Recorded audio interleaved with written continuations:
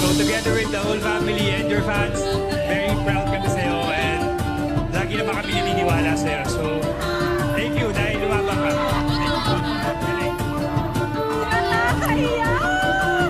Pero, Caprice, Bella, kitang-kita niyo ang pagmamahal.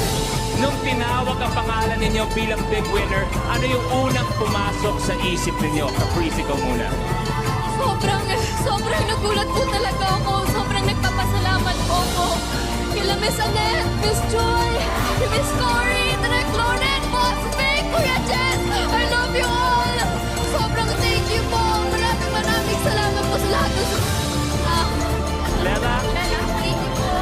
Ako po, grabe po. Hindi pa rin po siya nagsisink in. Until now, hindi pa rin po ako makapaniwala. Pero maraming salamat po talaga sa inyong lahat. Wala po ako yung masasabi. Thank you so much. Yun lang po talaga. Maraming salamat po. Sa lahat ng mga kapuso at pamilya, maraming salamat po sa inyo.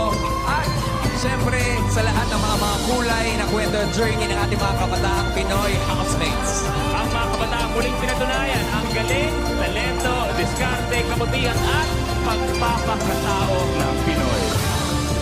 Sa takdang panahon, magkikita tayo muli para ibida ang natatanging kwento ng mga